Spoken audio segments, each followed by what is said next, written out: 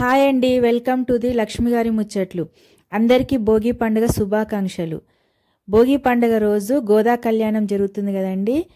అయితే సుచిత్ర దగ్గర ఉన్న ఎన్సిఎల్ కాలనీలో కళ్యాణ వెంకటేశ్వర స్వామి ఆలయం అవుతుంది. ఇది పురాతన ఆలయము. ఈ ఆలయంలో గోదా కళ్యాణం అనేది చాలా వైభవంగా జరిపించారు. ఇదంతా కూడా మీకు చూపించాలనే నేను ఈ వీడియో తీశాను. ఈసారి గోదా కళ్యాణంలో నేను కూడా పాల్గొనడం నా అదృష్టంగా భావిస్తున్నాను. నాతో పాటు మీరందరికీ కూడా ఈ కళ్యాణం అనేది చూపిస్తాను. ఎక్కడా కూడా స్కిప్ చేయకుండా పూర్తిగా చూడండి. నేను యాజ్ ఇట్ ఈజ్గా పెట్టాను. చాలా బాగుంటుంది. ఇక్కడ పంతులు గారు అసలు గోదా కళ్యాణం ఎందుకు చేసుకోవాలి అనేది అంతా కూడా వివరించాడు. కళ్యాణంలోని విశిష్టతలు కూడా వివరించాడు. మనకు చూస్తూ ఉంటే చాలా బాగా అనిపిస్తుంది. ఎక్కడ స్కిప్ చేయకుండా పూర్తిగా చూడండి. తనకి ఏ విధంగా తెలుసో స్వామిని పూజించడము, ఆ విధానంలో అందరిని కూడా లేపి అందరిని కూడా తీసుకుని వెళ్ళి ఆ రంగనాథుడిని అర్చించుకుని స్వామిని ఆవిడ పొందినటువంటి రోజు ఈ రోజు. కాబట్టి దానికి సంకేతంగా మనము ప్రతి సంవత్సరం కూడా గోదా కళ్యాణ మహోత్సవాన్ని మనం నిర్వర్తించుకుంటున్నాము. ఈ గోదా కళ్యాణోత్సవంలో మనం గత 4 రోజులుగా ఇవాళ ఉత్సవ పరిసమాప్తి కాబట్టి గోదా కళ్యాణోత్సవంలో మొట్టమొదటిగా విశ్వక్సేన ఆరాధన, పుణ్యాహవచనము, పరిషత్ విజ్ఞాపన, అదేవిధంగా రక్షాసూత్ర ధారణ, తర్వాత యజ్ఞోపవీత ధారణ అనేటువంటి ఘట్టాలని కూడా మనం చేసుకోవడం ఇప్పటిదాకా జరిగింది. గత గంట సేపటి నుంచి కూడా ఈ కార్యక్రమాలను మనం చేసుకోవడం జరిగింది. విశ్వక్సేనుడు అంటే వైకుంఠంలో ఉన్నటువంటి సర్వ సైన్యానికి నాయకత్వం వహిస్తారట. సైన్యాధ్యక్షుడు, సేనాపతి అంటాగా మనం. ఆయన కర్తవ్యం ఏమిటి అంటే ఎక్కడైతే స్వామివారి కైంకర్యం జరుగుతుందో అక్కడికి స్వామి కన్నా ముందే మీరు చేరుకుని ప్రోటోకాల్ ఎక్కడెక్కడి నుంచో వస్తుంటాయి స్వామి సమర్పించిన ద్రవ్యాలు. ఆ తులసిలోనో, పువ్వుల్లోనో, మాలల్లోనో ఖచ్చితంగా పురుగు ఏదో చేరే ఉంటుంది, ఎక్కడో దోషం ఉండే ఉంటుంది. మరి అటువంటి సంభారాలు శుద్ధి అవ్వాలి కాబట్టి పుణ్యాహవచనం చేసుకున్నాము. అంటే స్థల శుద్ధి, బింబశుద్ధి, దేహశుద్ధి, ఆత్మశుద్ధి, అలాగే ద్రవ్య శుద్ధి, ఇవన్నీ కూడా శుద్ధి అవ్వాలి కాబట్టి మనం పుణ్యాహవచనం చేసుకున్నాము. ధర్మము, జ్ఞానము, వైరాగ్యము అనేటువంటి 3 కలశాలను తీసుకుని ఆ 3 కలశాలలో 4 వేదమంత్రాలని, చతుర్వేదాలని కూడా దాంట్లో ఆవాహించుకుని ఆ వచ్చినటువంటి పవిత్ర జలాలతోటి మన మీద, మన కూర్చున్న ప్రాంతం మీద, మన ద్రవ్యాల మీద కూడా సంప్రోక్షణ చేసుకుని ఈ కార్యక్రమానికి మనం చేసుకోవడానికి అర్హులమయ్యాం మనం. ఎందుకంటే దేహశుద్ధి ఎంత ముఖ్యమో భగవత్ కైంకర్యానికి ఆత్మశుద్ధి కూడా అంతే ప్రధానం. మరి ఆ కాలంలో కాబట్టి అన్నీ ఉన్నా లేకపోయినా పాపం వివాహం చేశారు. అదే ఈ కాలంలో అయితే రాముడు కూడా పెళ్లిగారు.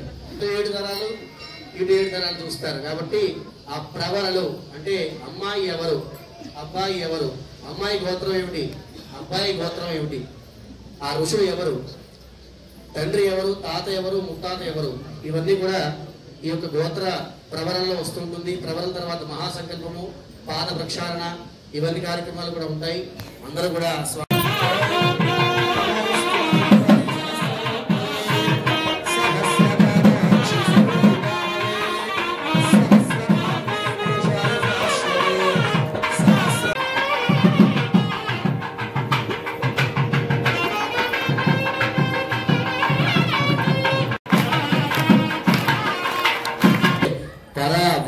విభవ అంతర్. పరము అంటే పర అంటే ఆ స్వామి పరలోకంలో ఉంటాడట. అక్కడ ఉన్నటువంటి స్వామిని ఎవరు కూడా దర్శించలేరు, అక్కడికి ఎవరు కూడా వెళ్ళలేరు. పరము అంటారు దాన్ని, పరమ పదము అంటాం కదా మనం. అలాగే పరములో అక్కడ ఎవరికి కూడా చోటు ఉండదు. అలాగే పర వ్యూహ, వ్యూహము అంటే మనం చూసేటువంటిది, చూడగలిగేటువంటిది వ్యూహము అంటే దృష్టి.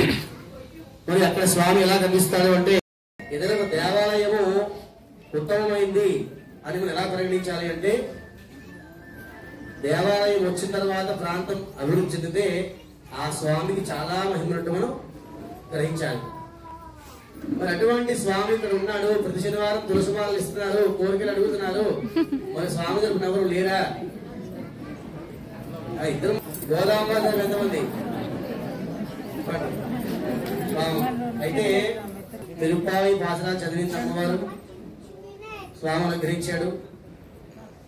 మరి వివాహం కోసం సంసిద్ధమై ఉన్నాం కదా. మరి అమ్మాయిని తీసుకోవడం మీకు ఇష్టమేనా? మగపెళ్లి వాళ్ళు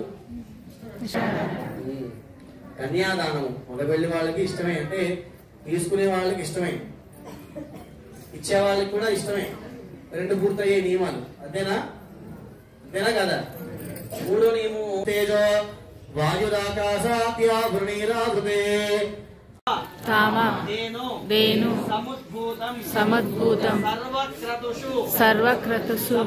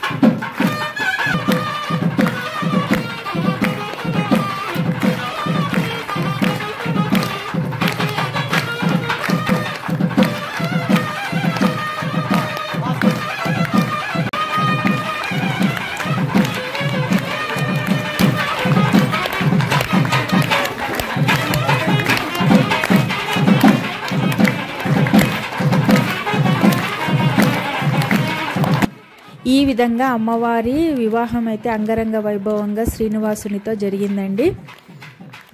వివాహం అయితే చాలా బాగా జరిపించారు. వివాహం జరిగిన తర్వాత వచ్చిన భక్తులందరికీ కూడా భోజనాలు పెట్టారు. వివాహం టికెట్ తీసుకొని కూర్చున్న వాళ్ళకి స్వామివారి ఆశీర్వచనంగా ఒక కండువా, బ్లౌజ్ పీసు, ప్రసాదాలు కూడా ఇచ్చారు. నాకైతే వివాహంలో కూర్చున్నందుకు చాలా సంతోషం అయితే అనిపించింది, ఆనందం కూడా కలిగింది. ఈ వీడియో ఎలా ఉందో ప్లీజ్ కమెంట్ సెక్షన్లో చెప్పండి. అమ్మవారి స్వామివార్ల వివాహము మీకు కూడా నచ్చిందని నేను అనుకుంటున్నాను. ఈ వీడియో కనుక నచ్చినట్లయితే ప్లీజ్ లైక్ చేయండి, కొత్త వారికి షేర్